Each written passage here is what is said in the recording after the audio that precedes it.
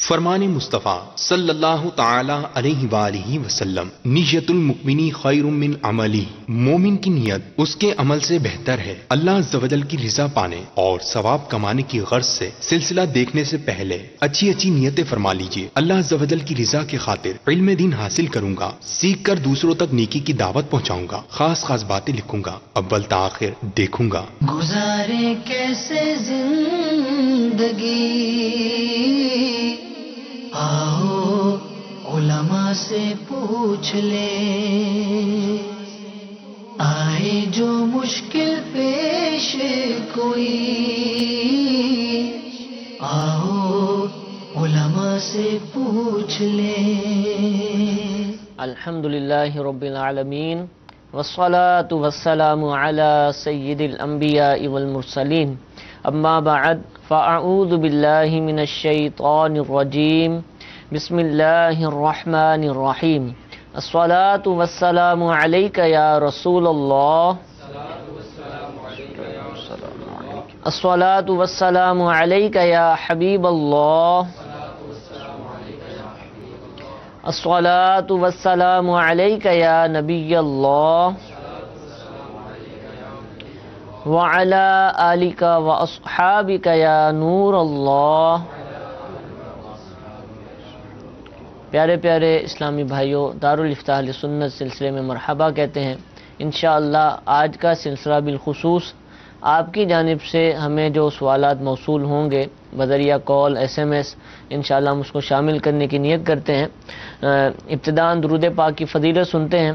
امیر اہل سنت دامت برکاتہم العالیہ اپنے رسالے ضیاء درود و سلام اس کے صفحہ نمبر 5 پر حدیث پاک نقل فرماتے ہیں، حضرت سیدنا ابی بن کعب رضی اللہ تعالی عنہ نے عرض کی کہ میں سارے ورد وظیفے چھوڑ دوں گا اور اپنا سارا وقت درود خوانی میں صرف کروں گا، یعنی استعمال کروں گا۔ تو سرکار مدینہ صلی اللہ تعالی علیہ وآلہ وسلم نے فرمایا، یہ تمہاری فکریں دور کرنے کے لیے کافی ہوگا اور تمہارے گناہ معاف کر دیے جائیں گے۔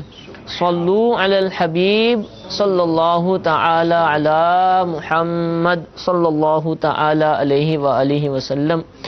سوالات کے آغاز سے پہلے ابھی ہم کچھ سلسلوں سے مکتبۃ المدینہ جو کہ دعوت اسلامی کا ایک اشاعتی ادارہ ہے، جو کہ بالخصوص المدینۃ العلمیہ کے ذریعے جو کتب تصنیف کی جاتی ہیں، تالیف کی جاتی ہیں، ان کو شائع کرتا ہے، بزرگان دین رحمہ اللہ المبین کی کتابیں بھی شائع کرتا ہے۔ اسی سلسلے میں ایک کتاب کا تعارف ان کی جانب سے ہمیں موصول ہوا ہے، المدینۃ العلمیہ کی کتاب اللہ والوں کی باتیں، جلد اول۔ یہ کتاب آپ مکتبۃ المدینہ سے حاصل کر سکتے ہیں، وہاں سے شائع ہو چکی ہے۔ غالباً یہ حلیۃ الاولیاء جو عربی کے اندر کتاب ہے اس کا ترجمہ ہے۔ اس کے اندر الحمدللہ بہت ہی معلومات اور بہت ہی پیاری پیاری باتیں دستیاب ہیں۔ اولیاء کرام کی دشمنی سے بچو، اولیاء کرام کی صفات و علامات کہ اولیاء کس کو کہتے ہیں، اولیاء کرام کی نرالی زیب و زینت، یعنی ان کی کیا زیب و زینت ہے، اولیاء کرام کس طرح اپنے آپ کو مزین کرتے ہیں، احکامات الہی عز و جل کی پابندی یہ کیسے ہو سکے، تصوف کی تحقیق کہ تصوف ایک لفظ ہے ہم سنتے رہتے ہیں، اس سے مراد کیا ہوتی ہے، اور ایمان کی مٹھاس کیسے حاصل ہو، اور اللہ عز و جل کے سفیر کون ہیں۔ اس طرح کی بہت ساری پیاری پیاری کتابیں اس اللہ والوں کی باتیں جلد نمبر 1 کے اندر آپ پڑھ سکتے ہیں۔ یہ کتاب مکتبۃ المدینہ پر بھی دستیاب ہے، اور ساتھ ہی ساتھ دعوت اسلامی کے ویب سائٹ www.dawatislami.net اس پر بھی آپ حاصل کر سکتے ہیں، اور ساتھ ہی ساتھ الحمدللہ دعوت اسلامی کی مجلس IT کی جانب سے بنائی گئی المدینہ لائبریری کا جو سافٹ ویئر ہے، جو اپلیکیشن ہے، آپ اس کو بھی ڈاؤن لوڈ کیجئے، اس کے اندر بھی انشاءاللہ یہ کتاب آپ کو پڑھنے کو ملے گی۔ کسی بھی ذریعے سے حاصل کیجئے، اس کو پڑھنے کی نیت کیجئے، انشاءاللہ بہت زیادہ فوائد اور برکتیں حاصل ہوں گی۔ سب سے پہلے حضور کال اپنے سلسلے میں شامل کرتے ہیں۔ جی پہلی کال چلائیے۔ سے تقریباً 4 سال پہلے مجھے جب میں مسافری میں تھا تو بس میں سے مجھے تقریباً 400 روپے ملے تھے. وہ اس وقت تو میں نے کس نیت سے اٹھائے تھے وہ تو فی الحال ابھی یاد نہیں. تب اس کا مجھے کیا کرنا ہوگا برائے کرم جواب عنایت فرمائے. السلام علیکم ورحمۃ اللہ وبرکاتہ. وعلیکم السلام ورحمۃ اللہ وبرکاتہ. پچھلے جو سلسلے ہوئے وہ لقطے کے حوالے سے تھا، تو اس میں تقسیم جو بتائی تھی کہ اٹھانے کی نیت ہو تو کیا حکم ہوگا، ویسے اٹھا لیے تو کیا ہوگا. تو آپ یہ کہہ رہے کہ مجھے تو یاد ہی نہیں کہ میں نے کس نیت سے اٹھائے تھے، تو کیا حکم ہوگا؟ الحمدللہ رب العالمین والصلاة والسلام علی سید الانبیاء والمرسلین، اما بعد فاعوذ باللہ من الشیطان الرجیم، بسم اللہ الرحمن الرحیم.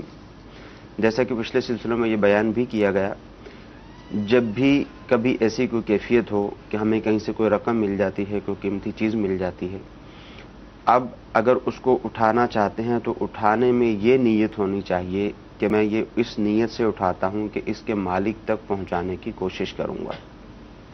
شرعی حکم جو ہے وہ یہی ہے. اب اگر اس نیت سے اٹھائے گا کہ مالک تک پہنچانے کی کوشش کروں گا، تو مالک تک پہنچانے کے لیے اب جب اٹھا لیا ہے تو اب اس کی ممکنہ تشہیر وہ چیز کے اعتبار سے مختلف ہوگی. کبھی بہت کم قیمت کی ہوتی ہے، کبھی زیادہ قیمت کی ہوتی ہے. تو ممکنہ تشہیر جو بھی اس کے بس میں ہوگی، یہ ممکنہ اس کی تشہیر کرے گا، لوگوں تک پہنچائے گا بات کو کہ مجھے فلاں فلاں طرح کی چیز ملی ہے، اس کی کچھ نشانیاں وغیرہ بیان کر کے کہ اگر کوئی ڈھونڈتا ہوا آئے تو مجھے بتا دینا تاکہ میں اس کو واپس کر دوں. اصلاً یہ طریقہ کار ہوتا ہے. اگر اس نے ایسا ہی کیا اور ایسا کرنے کے بعد اب کافی وقت گزر گیا کہ اب اس کی امید نہ رہی کہ وہ لینے کے لیے آئے گا، تو اب اس کو اجازت ہے کہ وہ چیز، وہ رقم ہو یا کوئی بھی چیز ہو، وہ شرعی فقیر کو دے دے. طریقہ کار یہ ہونا چاہیے. ہاں اگر اس نے معاذ اللہ یوں اٹھا لی کہ میں اٹھا کر اس کو اپنی جیب میں رکھ لوں گا، یعنی سامنے والے کو نہ دوں گا، تو اب اس کا اس نیت سے اٹھانا غلط ہوگا اور یہ غصب کے حکم میں ہوگا. اور اس نیت سے اگر یہ اٹھائے گا، جس کو چھین لینا کہا جاتا ہے، کسی کی چیز پر قبضہ کر لینا کہا جاتا ہے، تو یہ غصب کے حکم میں ہوگا. اب اس پہ لازم ہوگا کہ یہ چیز اس تک پہنچائے. گناہ گار بھی ہوگا غصب کی نیت سے اٹھانے سے. حکم یہی رہے گا کہ یہ اس تک وہ چیز پہنچائے گا. اب انہوں نے کہا مجھے یاد ہی نہیں ہے کہ مجھے 400 روپے ملے تھے اور مجھے یاد ہی نہیں ہے کس نیت سے اٹھائے تھے، کیا معاملہ تھا. تو اب بہت عرصہ بھی گزر چکا ہے. تو اب ایک تو اللہ تعالیٰ کی بارگاہ میں سچے دل سے توبہ بھی کرے کہ اگر اس نیت سے اٹھائے تھے کہ اپنی جیب میں رکھ لوں گا، تو وہ نیت و ارادہ درست نہ تھا اور غصب کے حکم میں تھا. اب اس کا حکم یہی ہے کہ کسی بھی شرعی فقیر کو جو زکوٰۃ کا مستحق ہے اس کو یہ دے سکتا ہے، مگر یہ بات ذہن میں رہے اگر وہ ڈھونڈتا ہوا آ گیا اور اس کے پاس آ کر اس نے مطالبہ کیا تو اس پہ لازم ہوگا کہ یہ اس کو دے. ہاں اگر اس نے کہا ٹھیک ہے تم نے صدقہ کر دی ہے تو میں اپنے صدقے کو قائم رکھتا ہوں، تو علیحدہ بات ہے. اور اگر وہ طلب کرے گا تو اس کو دینے ہوں گے. ٹھیک ہے. یہ آپ نے اس صورت میں بھی فرمایا کہ اس کو یاد ہی نہیں، تب بھی وہ صدقہ ہی کرے، بہتر یہ ہے اس کے لیے. میسیجز بھی آنا شروع ہو چکے ہیں. سوال یہ ہے کہ ہمارے گھر کے واش روم کے اندر بہت سارے کیڑے وغیرہ نکل آتے ہیں، تو کیا ان پر زہریلا اسپرے دوائی وغیرہ ڈال سکتے ہیں ان کو مارنے کے لیے؟ دیکھیں حشرات الارض جتنے بھی ہیں اگر یہ تکلیف پہنچاتے ہیں، ان کی وجہ سے انسان اذیت میں آتا ہے، ان کی وجہ سے بیماریاں وغیرہ پھیلنے کا اندیشہ ہے، تو اب اس بات کی اجازت ہے کہ کوئی اسپرے وغیرہ کیا جا سکتا ہے. ٹھیک ہے، ایسی صورت میں اجازت ہوگی. جی ایک کال چلائیے گا. محمد شفیق لاہور سے بات کر رہا ہوں. میرا سوال یہ تھا کہ میں نے مکان ایک خریدا ہے، اس کی رقم 5-6 لاکھ روپے کم ہو گئی ہے. آیا کہ میں وہی مکان جو بیانہ وغیرہ دیا وہ کسی کو میں وہ گروی وغیرہ دے کے اپنے پیسے پورے کر سکتا ہوں یا نہیں؟ جی حضور، اس میں یعنی مکان خریدا ہے لیکن پیمنٹ پوری شاید یہ خود پیمنٹ پوری نہیں کر سکے. جیسے مثال کے طور پر 20 لاکھ کا مکان خریدا اور اب ان کے پاس 15 لاکھ روپے تو اس کے دینے کے لیے موجود ہیں مگر 5 لاکھ روپے موجود نہیں ہیں. اب یہ طریقہ یہ اختیار کرنا چاہتے ہیں کہ اپنا مکان کسی کے پاس گروی رکھ دیں، اس سے 5 لاکھ روپے دے کر جس سے انہوں نے خریدا ہے یہ اس کو دے دیں اور اس کے پاس ان کا مکان رہے. اور عمومی طور پر ہمارے ہاں جو گروی رکھنے کا طریقہ کار ہے وہ غلط ہی ہوتا ہے. اس سے مراد یہ ہوتی ہے کہ یہ کسی کو 1 سال کے لیے 2 سال کے لیے اپنا گھر دے دیں گے. ٹھیک ہے. انہیں کہیں گے کہ 5 لاکھ روپے مجھے دے دو، جب تک میں آپ کے 5 لاکھ روپے آپ کو واپس نہیں کرتا آپ میرے گھر میں رہیے، کسی طرح کا کوئی کرایہ وغیرہ آپ سے نہیں لوں گا، کوئی رینٹ اس سے نہیں لیا جاتا اور یہ 5 لاکھ روپے اس سے لے کر جس سے انہوں نے خریدا تھا یہ اس کو دے دیں گے، تو یہ خالصتاً سودی معاملہ ہے کہ یہ 5 لاکھ روپیہ ان سے لیں گے، یہ 5 لاکھ روپیہ بطور قرض ہوگا، اور جتنا عرصہ وہ مکان میں رہیں گے ان پہ لازم تھا کہ وہ کرایہ وغیرہ جو بھی ایک نارمل ایسے مکان کا کرایہ ہے وہ ادا کریں. تو اگر ایسا نہیں کریں گے تو یہ خالصتاً سودی معاملہ ہوگا، ایسا کرنے کی قطعی طور پہ اجازت نہیں ہوگی. ٹھیک ہے. اچھا، اگر ایسا حضور کہ کسی نے خرید کر قبضہ بھی کر لیا، اگرچہ پیمنٹ ابھی باقی ہے، تو اب یہ چاہتا ہے کہ یار میری پیمنٹ پوری نہیں کر پا رہا، پیسے نہیں دے پا رہا، میں اس کو بیچ ہی دیتا ہوں اور پھر وہاں سے جو رقم آئے گی اپنا قرض اتاروں گا، تو کیا یہ اس کو بیچنے کی اجازت ہے جبکہ اس نے ابھی پہلے والوں کو بھی پیسے نہیں دیے؟ دیکھیں، ایسا کرنے کی تو اجازت ہے. یہ پورے معاشرے کے اندر، پوری مارکیٹ کے اندر خرید و فروخت کا عمومی طور پر یہی طریقہ کار رائج ہے کہ جو بھی جیسے کوئی پرچون کا کام کرتا ہے، کوئی کپڑے کا کام کرتا ہے، کوئی کسی طرح کا بھی کام کرتا ہے، تو عمومی طور پر مارکیٹوں سے بہت سارا مال ادھار ہی اٹھاتے ہیں. 5 لاکھ روپے دیے، 15 لاکھ روپے کا مال اٹھا لیا. صحیح. یہاں بھی یہی صورتحال ہے. 50 لاکھ روپے کی کوئی جگہ خریدی تھی، اب اس نے ابھی وہاں پر 10 لاکھ روپے ہی جمع کروائے ہیں. اب اگرچہ اس کے پاس بقیہ دینے کے لیے رقم موجود ہو یا رقم موجود نہیں ہے، اس وجہ سے بیچنا چاہتا ہے، جائز طریقے سے جو شرعی طریقہ کار ہے اس کے مطابق اگر خرید و فروخت اس کی ہوئی ہے تو یہ مالک کہلائیں گے اور یہ جب چاہیں اپنی زمین کو بیچ سکتے ہیں. اگرچہ انہوں نے ابھی وہاں پر 40 لاکھ روپے جمع نہیں کروائے، 50 کا خریدا تھا، فقط 10 لاکھ روپے دیے تھے.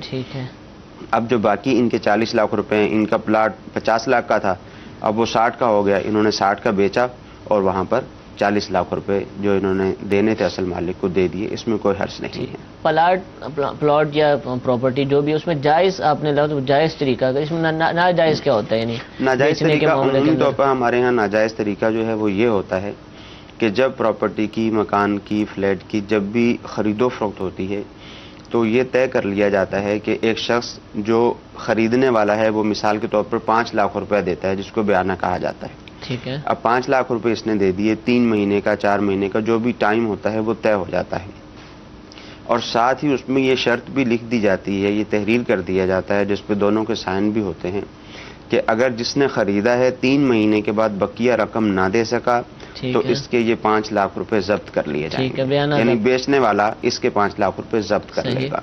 اور ساتھ ہی یہ بھی تحریر ہوتا ہے کہ اگر 3 مہینے کے بعد سامنے والا تو رقم پوری لے کر آ گیا مگر اب یہ بیچنا نہیں چاہتا، وہ کہتا ہے کہ میں نہیں بیچنا چاہتا، تو اب 5 لاکھ روپے اگر بیانہ دیا تھا تو وہ 10 لاکھ روپے واپسی کرے گا. صحیح. تو یہ شرط فاسد ہے. اس طرح کی اگر شرط لگائی ہوگی تو پہلے اس شرط کو ختم کرنا ہوگا، پہلے جو خرید و فروخت کی تھی اس کو ختم کرنا ہوگا، نئے سرے سے خرید و فروخت کرنی ہوگی اور پھر یہ والے معاملات کر سکتے ہیں.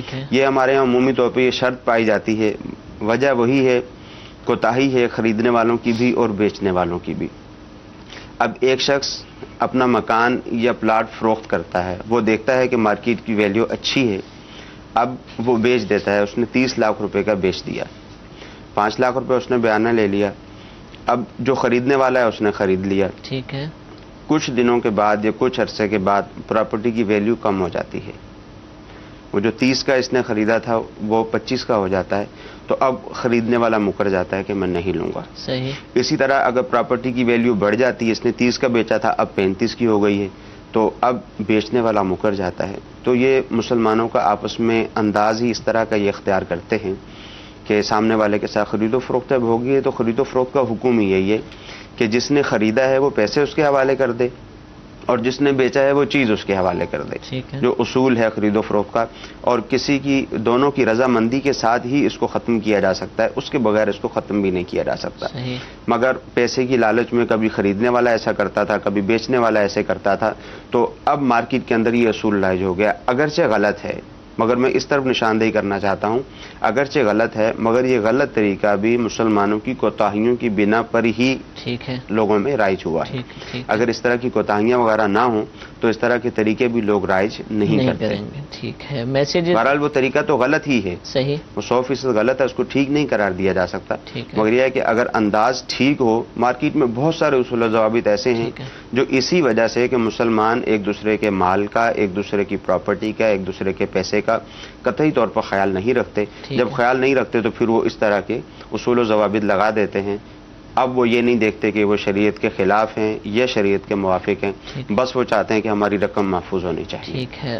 لہذا جب بھی کوئی ایسا معاملہ ہو کہ جو ناجائز بتایا جا رہا ہے تو اس کو اگر کرنا ہی ہو تو دارالفتاح اہل سنت کے مفتیان اکرام سے، دیگر علماء اہل سنت سے رابطہ کر لیجئے، انشاءاللہ کوئی نہ کوئی جائز صورت بھی انشاءاللہ بیان کر دیجیے. حضور اس میں بعض دفعہ ایسا ہوتا ہے کہ ناجائز صورت کو جائز کے لیے کہتے ہیں کہ اس کو جائز کر کے بتائیں، تو ایسا بھی کوئی ہوتا ہے کہ وہ ایک تو نا کہ ناجائز ہے، اس کا آلٹرنیٹ یہ آپ یہ کر لیجئے، لیکن نہیں یہی والے طریقے سے ہمیں بتائیں کہ یہ صحیح کیسے ہوگا، تو ایسا کوئی ہے طریقہ کار کے شریعت میں اتنی وسعت؟ دیکھیں بات یہ ہے کہ جب سوال ہمارے پاس آتا ہے تو پھر ہی اس کے متعلق بتایا جا سکتا ہے کہ اس کی کیا صورت ہو سکتی ہے. ٹھیک ہے. بعض اوقات ایسا ہوتا ہے کہ سامنے والے کو 5 لاکھ روپے نفع مل رہا ہے، ٹھیک ہے، مگر وہ ناجائز طریقہ ہے. صحیح. اسی کا جائز طریقہ بھی موجود ہوتا ہے، وہی 5 لاکھ روپے نفع ملے گا، کاروبار کا طریقہ تھوڑا سا تبدیل ہو جائے گا. اسی طرح جو نفع نقصان کی صورتیں بیان کی جاتی ہیں، نفع نقصان میں عمومی طور پر ایک شخص چاہتا ہے جو پیسے دینے والا ہوتا ہے، 2 شخص مل کے جب کاروبار کرتے ہیں، ایک شخص جو پیسے دینے والا ہوتا ہے، عمومی طور پر جو شریعت کا حکم ہے کہ جس نے پیسے دیے ہیں دوسرا شخص صرف کام کرنے والا ہے، تو صرف اسی کا نقصان ہوگا جو پیسے دینے والا ہے. اب اس کا بھی طریقہ کار علماء نے بیان کیا ہے. تو جتنی بھی صورتیں ہیں سب کے طریقے علماء نے بیان کیے ہیں. بعض دفعہ ایسا بھی ہوتا ہے کہ آپ کو مسئلہ معلوم کرنے کے لیے آپ کہتے ہیں کہ یہ میں نے طریقہ اختیار کیا تھا، اتنا مجھے یہاں نفع ہو رہا تھا، میں چاہتا ہوں کہ کسی طرح اس کے جواز کی صورت مل جائے. بعض اوقات ایسا بھی ہوگا کہ اس کے جواز کی کوئی صورت نہیں سکے گی. تو اب ہونا یہ چاہیے کہ جو شریعت کا حکم ہے اس کے مطابق ہی رہنا چاہیے. اب چاہے اس سے آپ کو نقصان پہنچ رہا ہو، چاہے اس سے آپ کو نفع پہنچ رہا ہو. صحیح. مگر وہ ایک بعض اوقات ضد کی کیفیت ہو جاتی ہے کہ نہیں جو ہم نے کر لیا ہے سو ہم نے کر لیا ہے، جو ہمارا طریقہ کار تھا اب آپ کسی طرح سے اسی کے جواز کی کوئی صورت بتا دیں. اسٹیمپ لگوانا چاہتے ہیں شریعت کی کہ بس اکثر اوقات ایسا ہوتا ہے کہ جب پوچھنے کے لیے آتے ہیں تو جواز کی صورت سامنے ہوتی ہے. شریعت مطہرہ نے بہت ہی پیاری پیاری صورتیں بیان فرمائی ہیں، ارشاد فرمائی ہیں، تو جواز کی صورت تو موجود ہی ہوتی ہے. جیسے قرآن مجید فرقان حمید میں بیع کے متعلق اور سود کے متعلق صحیح دونوں میں ہی نفع ہوتا ہے. ٹھیک ہے. اللہ تعالیٰ نے سود کو حرام قرار دیا اور خرید و فروخت کو حلال قرار دیا. نفع دونوں میں ہی ہو رہا ہے. تو اب جو شخص ہمارے پاس پوچھنے کے لیے آتا ہے، دارالفتاح اہل سنت میں لوگ آتے ہیں پوچھنے کے لیے، تو یہ ذہن میں ہونا چاہیے کہ جو بات میں پوچھنے کے لیے جا رہا ہوں ٹھیک ہے، اگر اس کے جواز کی صورت ہوئی تو جو نفع مل رہا ہے فبیہا تو اللہ تعالیٰ کی طرف سے ہے، اور اگر جواز کی صورت نہ ہوئی تو پھر اس میں ضد بحث نہ کی جائے. مگر زیادہ تر صورتیں ایسی ہی ہوتی ہیں کہ جواز کی صورت بھی موجود ہوتی ہے. اچھا مگر لوگ پوچھنے کی زحمت نہیں کرتے ہیں. آسانی والی پوچھنے کی زحمت فقط اسی وقت ہوتی ہے جب کاروبار میں نقصان ہو جاتا ہے. دو مل کر آپس میں کام کرتے ہیں اور کام میں جب نقصان ہو جاتا ہے تو پھر آتے ہیں کہ شاید ہم سے کوئی غلطی ہوئی ہے جس کی وجہ سے کاروبار میں نقصان ہو رہا ہے. پہلے پوچھنے کے لیے کم ہی آتے ہیں. ٹھیک ہے. اللہ تعالی ہم سب کو شریعت کے مطابق کاروبار کرنے کی توفیق عطا فرمائے، اور جب بھی علماء کی بارگاہ میں حاضر ہوں تو بس اپنا سوال پیش کر دیا جائے، اب جواب دینا طریقہ بیان کرنا ان کا کام ہے، بالخصوص کاروبار کے حوالے سے. تو جب بھی حاضری اور بتا دیا جائے کہ ہم یہ کام کرنا چاہتے ہیں اور بازار میں یہ طریقہ کار رائج ہے، اگر تو یہ درست ہے تو آپ ارشاد فرما دیجئے، ورنہ اس کا نعم البدل بتا دیجئے. انشاءاللہ آپ کی شرعی رہنمائی ہوگی اور وہی ہمارے حق میں بہتر ہے، اور اسی میں انشاءاللہ برکتیں حاصل ہوں گی. میسیجز حضور بہت زیادہ الحمدللہ موصول ہو چکے ہیں. سوال یہ کیا جا رہا ہے کہ میری والدہ کو درود ابراہیمی نہیں آتا، تو کیا نماز میں اس کے بغیر کوئی اور درود پاک پڑھا جا سکتا ہے یا یہی پڑھنا ہوگا؟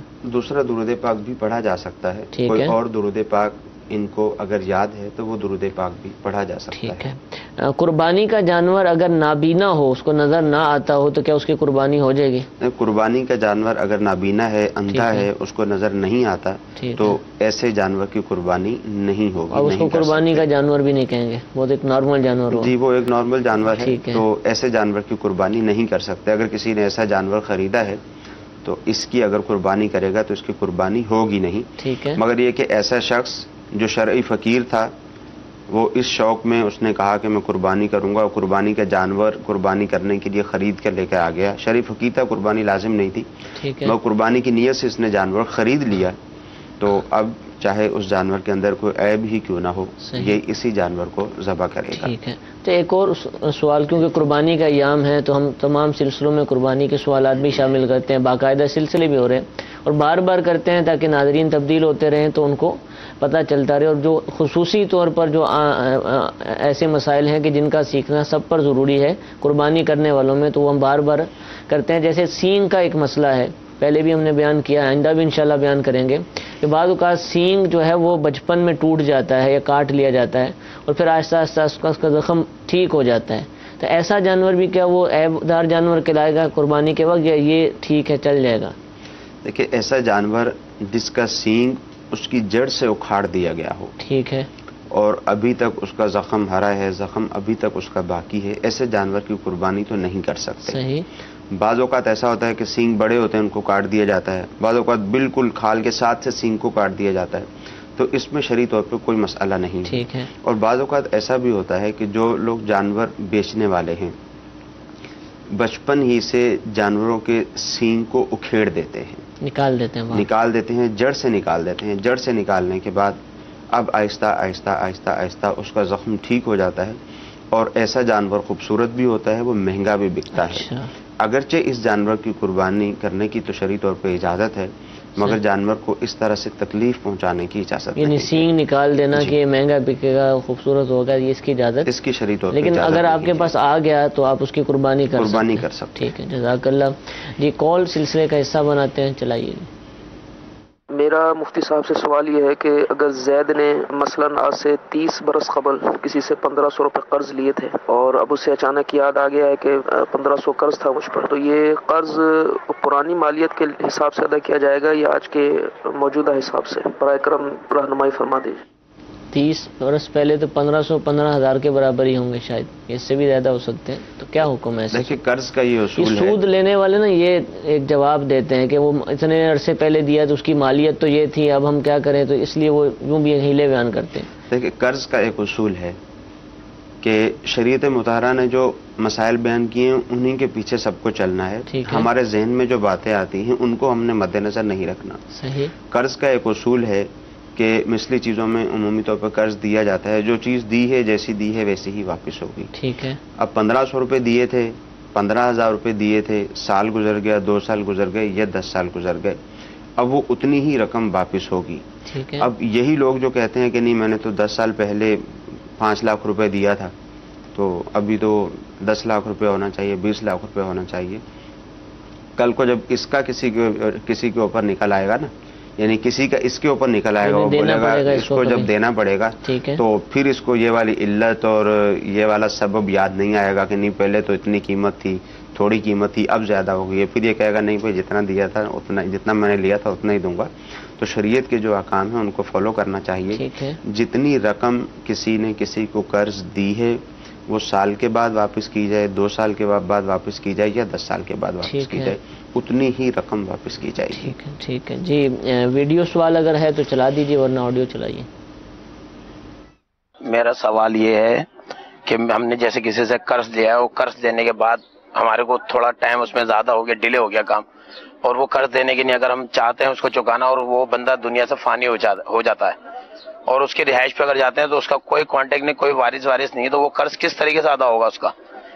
یا وہ ہم پہ مطلب معاف ہو جائے گا یا دینا ادا ضروری ہے وہ قرض، اور کیسے دیا جائے گا، کہاں دیا جائے گا، یہ میرا سوال ہے.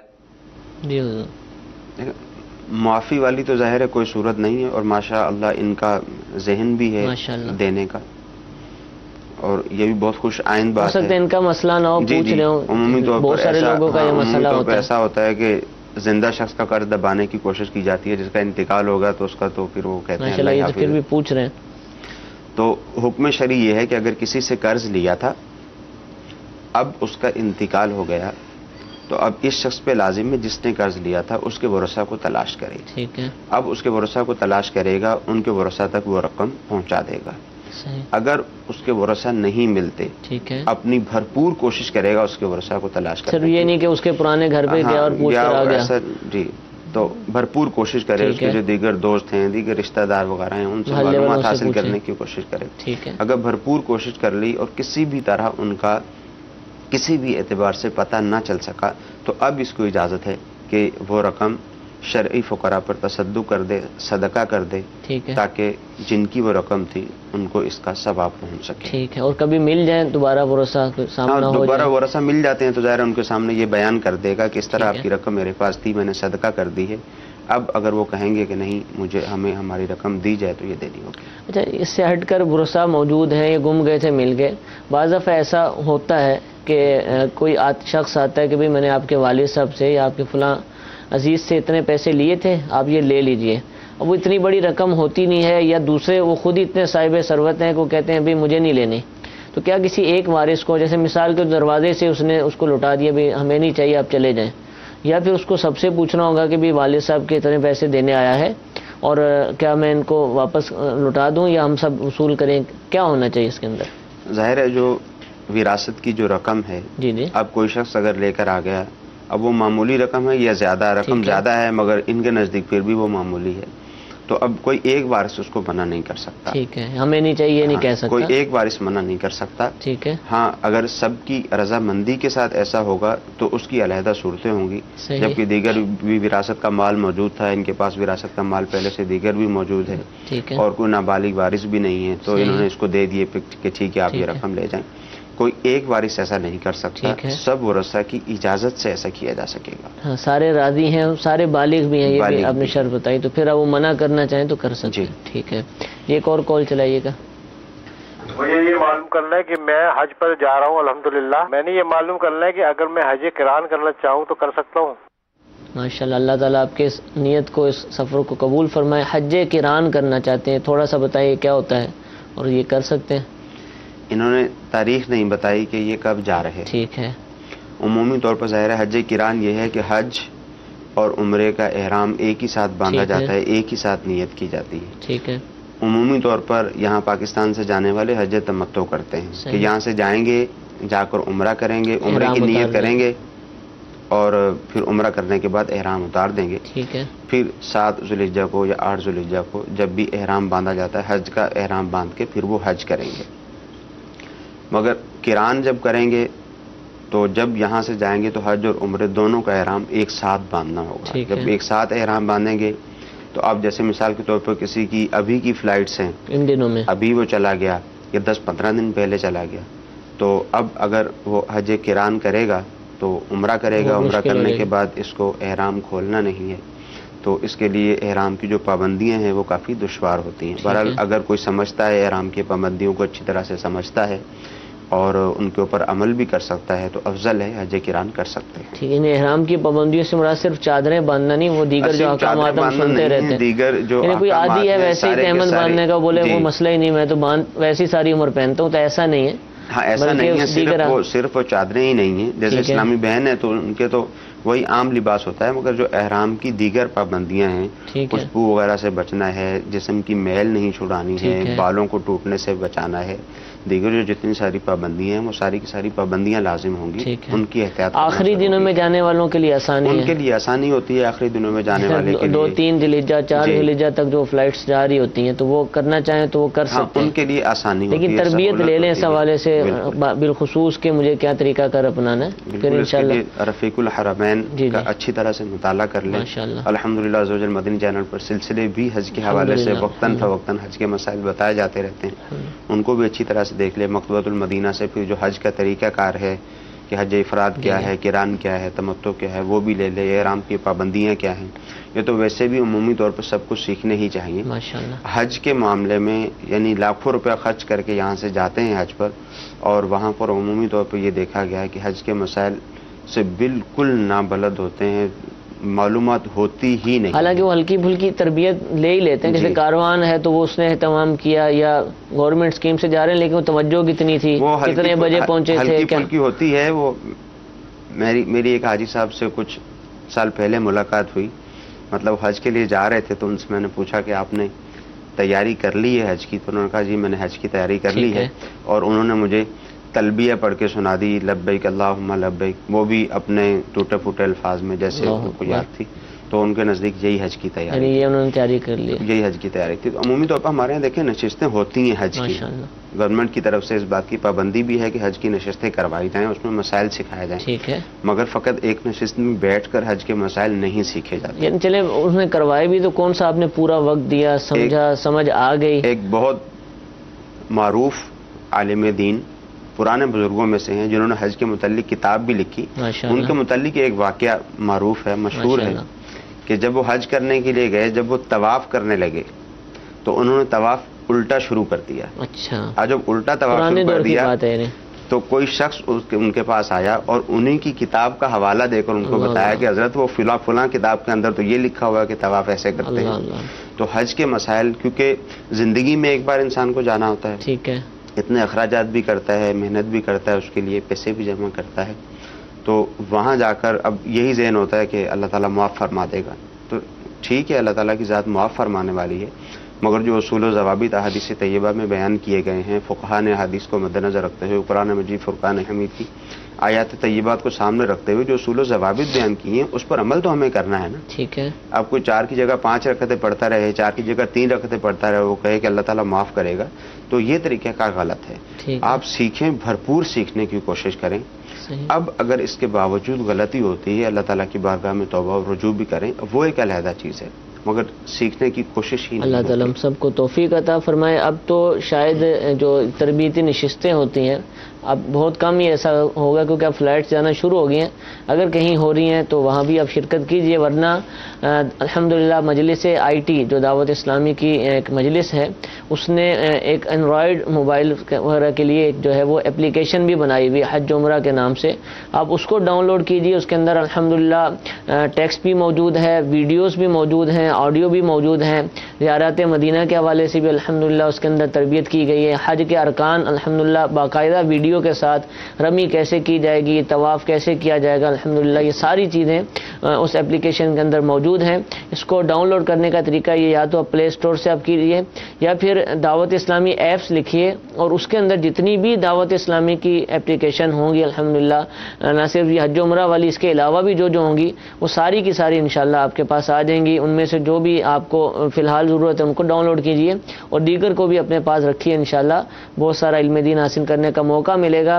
اور حج اور عمرہ کا طریقہ سیکھنے کا جو بہترین ترین طریقہ ہے، بہتر سے بھی بہتر، وہ ہے الحمدللہ امیر اہل سنت کی کتاب رفیق الحرمین. بہت ساری زبانوں میں اس کا ٹرانسلیشن بھی ہوگا. آپ اس کتاب کو حاصل کیجئے، دعوت اسلامی کے ویب سائٹ سے ڈاؤن لوڈ کیجئے. جو لوگ حج پر جا رہے ہیں، عمرے پر جا رہے ہیں، وہ بھی پڑھیں، اور جو ابھی جن کو یہ سعادت نہیں مل رہی وہ بھی پڑھیں. انشاءاللہ پڑھنے کے بعد حج کا شوق اور ذوق اور بڑھ جائے گا. اللہ تعالیٰ ہم کو سارے کام کرنے کی توفیق عطا فرمائے. کالز بہت زیادہ ہمارے پاس موجود ہیں، ایک اور کال سلسلے کا حصہ بناتے ہیں. یہ چلائیے. واکنڈ سے مستنصر اقبال بول رہا ہوں. یہ بتا دیجئے کہ موبائل کے اوپر جو پیسے ایکسٹرا کرتے ہیں تو کیا یہ سود میں آتا ہے یا اس کے کوئی چارجز وغیرہ بنتے ہیں؟ بیلنس وغیرہ جب لیتے ہیں تو پیسے نکل جاتے ہیں، پھر کال کرتے ہیں اس پہ بھی پیسے کٹتے ہیں. ٹیکس کہا جاتا ہے اس کو. جی سود نہیں ہے، شاید یہ اس کے حوالے سے پوچھنا چاہ رہے ہیں کہ بعض اوقات جیسے بیلنس ختم ہو جاتا ہے. اچھا، یہ ایڈوانس بیلنس کے حوالے سے، ایڈوانس بیلنس وغیرہ اسی کے بارے میں لوگوں میں معروف ہے. ٹھیک ہے. ایڈوانس بیلنس اگر منگوائیں گے، جیسے مثال کے طور پر وہ 10 روپے کا بیلنس دیا تو آپ کے 12 روپے کاٹ لیتے ہیں. تو لوگوں میں معروف یہ ہے کہ یہ سود ہے. یہ سود نہیں ہے. یہ بالکل اسی طرح سے ہے، جیسے میں ایک مثال دے دیتا ہوں کہ جیسے آپ بائک لینے کے لیے جاتے ہیں. اب بائک والا آپ سے کہتا ہے کہ اگر تو آپ نقد مجھے پیسے دے دیں تو 40,000 روپے کی میں آپ کو بائک دیتا ہوں. ٹھیک ہے. اور اگر آپ ادھار لیں گے، سال 2 سال کا ادھار لیں گے، تو میں یہ بائک آپ کو 60,000 روپے کی 50,000 روپے کی دوں گا. تو اب جب آپ نے اس سے ادھار چیز لی تو اب اس کی مرضی ہے، وہ اپنی چیز مہنگی بھی بیچ سکتا ہے. تو نقد اور ادھار کی قیمتوں میں فرق بھی ہو سکتا ہے. اب وہ ادھار جب دی تو اس کی قیمت میں اس نے فرق کر دی ہے، 50 یا 60,000 روپے لیتا ہے. یہی طریقہ کار کمپنیز وغیرہ کا ہوتا ہے کہ جب آپ پیسے دے کر سروس ان سے لیتے ہیں، ٹھیک ہے، تو 100 روپے میں آپ کو 75 منٹ مل جاتے ہیں. ٹھیک ہے. اور جب آپ پیسے دے کر سروس نہیں لیتے، جیسے مثال کے طور پر آپ 20 روپے کی سروس اگر پیسے دے کر لیں گے تو وہ ہو سکتا ہے آپ کو اس کے 15 منٹ مل جائیں گے. ٹھیک ہے. مگر اب جب آپ ادھار لیتے ہیں تو وہی 15 منٹ کی سروس جو ہے اب آپ کو 20 روپے کی نہیں دیتے بلکہ آپ کو وہ 23 روپے کی سروس دیتے ہیں. ٹھیک ہے. تو اس اعتبار سے کیونکہ یہاں نہ رقم دی جاتی ہے نہ لی جاتی ہے، سروس جب ان سے فوری طور پر پیسے دے کے لی جاتی ہے تو وہ سروس ہمیں سستی مل جاتی ہے، اور جب ہم ادھار کرتے ہیں تو وہی سروس ہمیں مہنگی ملتی ہے، تو یہ سود نہیں ہے۔ یعنی کنفیوژن جو ہوتا ہے نا، وہ کمپنیز نے لون کا اس کو نام دیا تو اس سے لوگ نام دیا ہوا ہے، جی جی بالکل، جس طرح برے کام سے بچنا لازم ہے، برے نام سے بچنا بھی لازم ہے، تو اس کو یہ نام نہیں دینا چاہیے، ظاہر ہے کمپنیز کو تو کچھ نہیں کہا جا سکتا، ظاہر ہے، تو لون کا نام نہیں ہونا چاہیے۔ ٹھیک ہے۔ جامعۃ المدینہ کے طلبہ کرام بھی ہمارے ساتھ موجود ہوتے ہیں اور وہ سلسلہ یہاں بیٹھ کر دیکھتے ہیں، ان سے بھی ہم سوال لکھتے رہتے ہیں، آج بھی انشاءاللہ ایک سوال سلسلے میں شامل کریں گے۔ جی سوال کیجیے۔ السلام علیکم ورحمۃ اللہ وبرکاتہ۔ وعلیکم السلام ورحمۃ اللہ وبرکاتہ۔ مفتی صاحب کی بارگاہ میں سوال عرض ہے کہ کیا عورت قربانی کا جانور ذبح کر سکتی ہے؟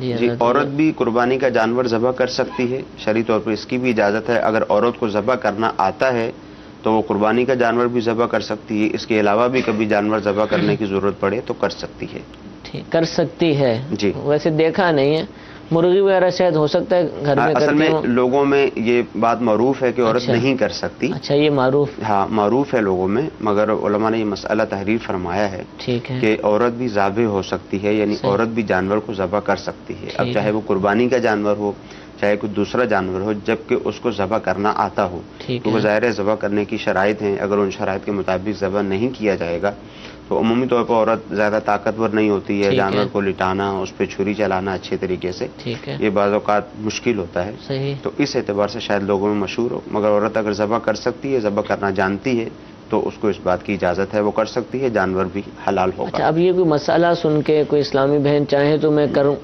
تو ان کو ہم یہ احتیاطیں تو بتائیں گے نا کہ گھر کے اندر چار دیواری میں، اور یہ نہ کہ باہر روڈ پہ جب سب کر رہے ہوں وہاں جا کر یہ کریں تو پھر پردے کے مسائل اور پھر تماشا لگنا، یہ چیز بعض اوقات قربانی کے دنوں میں اس طرح بعض اوقات ہوتا ہے، عورت ہمارے ہاں عمومی طور پر ذبح تو نہیں کرتی، ٹھیک ہے، مگر یہ ہوتا ہے کہ جب جانور ذبح کیا جاتا ہے تو بعض اوقات جا کے چھری پہ ہاتھ رکھ دیتے ہیں، جی جی ٹھیک ہے، یا جانور کے اوپر جا کے ہاتھ رکھ دیتے ہیں، ظاہر ہے وہ پھر جو جانور ذبح کرنے والا ہوتا ہے وہ بھی غیر محرم ہوتا ہے، لوگوں کا ہجوم بھی ہوتا ہے، ٹھیک ہے، تو اس اعتبار سے اسلامی بہن کو چاہیے کہ وہ گھر پر ہی رہے۔ ٹھیک ہے جی، ایک اور کال چلائیے گا۔ میری جان عزت میں بیٹی تھی، ایمرجنسی اٹیک ہو گیا تو ہاسپٹل لے گئے، 3 دن وہاں پہ، اب واپسی آ گئے، ڈسچارج کر دیا، آج گھر پہ ہیں، تو کیا عزت ٹوٹ گئی یا دوبارہ عزت شروع ہو جائے گی؟ سوال سمجھ نہیں آ پایا، دوبارہ چلا دیجیے یا کوئی دوسرا سوال چلا دیجیے۔ میری جان عزت میں بیٹی تھی، ایمرجنسی اٹیک ہو گیا تو ہاسپٹل لے گئے، 3 دن وہاں پہ، اب واپسی آ گئے، ڈسچارج کر دیا، آج گھر پہ ہیں، تو کیا عزت ٹوٹ گئی یا دوبارہ عزت شروع ہو جائے گی؟ یعنی غالباً ان کے کسی محرم کا انتقال ہوا تو وہ غم کی وجہ سے بے ہوش ہو گئی تو اسپتال لے گئے۔ دیکھیے دوران عدت کے دوران عدت ہاسپٹل وغیرہ جانے کی تو شرعی طور پر ویسے بھی اجازت ہوتی ہے کہ جب گھر پہ علاج کی کوئی صورت نہیں ہے تو ہاسپٹل لے جا سکتے ہیں، ڈاکٹر کے پاس لے جا سکتے ہیں، اس کی شرعی طور پر ویسے بھی اجازت ہے، اس طرح جانے سے تو گناہ گار بھی نہیں ہوگی، اور اگر معاذ اللہ ایسی بھی صورت ہو کہ عدت کے ایام گزر رہے ہیں اور خام خواہ میں ہی گھر سے باہر نکل گئی تو اس طرح گناہ گار بھی ہوگی، مگر عدت ٹوٹتی نہیں ہے، ٹھیک ہے، یعنی ایسا نہیں ہو سکتا کہ جو پہلے ایام تھے وہ ختم ہو گئے اب اس کو دوبارہ سے عدت کرنی ہوگی، کیونکہ عدت تو دنوں کے گزرنے کا نام ہے، چاہے وہ طلاق کی عدت ہو چاہے وہ موت کی عدت ہو، تو دنوں کے گزرنے کا نام ہے۔ ہاں جو پابندیاں ہیں ان پابندیوں پر قائم رہنا لازم ہوتا ہے، ان پابندیوں کی خلاف ورزی کریں گے تو گناہ گار ہوں گے، مگر عدت ٹوٹے گی نہیں۔ 4 دن گزر گئے تھے، اب کسی مجبوری کی بنا پر گھر سے نکلی تو گناہ بھی نہیں ہے، ہاں اگر کسی مجبوری کی بنا پر جیسے ڈاکٹر کے پاس جانا پڑ گیا تو اب یہاں پر جو ہے وہ گناہ کی صورت نہیں ہوگی، مجبوری کے بغیر جائے گی تو گناہ کی صورت بھی ہوگی، مگر عدت وہی کنٹینیو رہے گی، 10 دن پہلے گزر چکے ہیں تو وہ آگے 11-12 دن کر کے عدت ویسے ہی گزرے گی۔ ٹھیک ہے، جزاک اللہ۔ میٹھے میٹھے اسلام بھائی، آج الحمدللہ مختلف عنوانات کے تحت ہم نے شرعی مسائل سیکھے، انشاءاللہ کل بھی دارالافتاء اہل سنت کا سلسلہ اسی وقت پیش کیا جائے گا، بلکہ کل تو بدھ ہے اور بدھ کو 2 مرتبہ دارالافتاء اہل سنت براہ راست نشر کیا جاتا ہے، صبح 8:15 بجے پاکستانی اوقات کے مطابق۔ یہ سلسلہ بالخصوص USA کینیڈا وغیرہ کے ناظرین کے لیے ہوتا ہے، آپ بھی اس کو دیکھ سکتے ہیں، اور شام کے اوقات میں اسی وقت انشاءاللہ دوسرا سلسلہ براہ راست نشر ہوگا، ان دونوں کو دیکھنے کی نیت فرما لیجئے، اللہ تعالیٰ ہم سب کو عمل کی توفیق عطا فرمائے، آمین بجاہ النبی الامین، صلو علی الحبیب صلی اللہ تعالی علی محمد صلی اللہ علیہ وسلم۔ گزارے کیسے زندگی زندگی، آؤ علماء سے پوچھ لیں، آئے جو مشکل پیش کوئی، آؤ علماء سے پوچھ لیں۔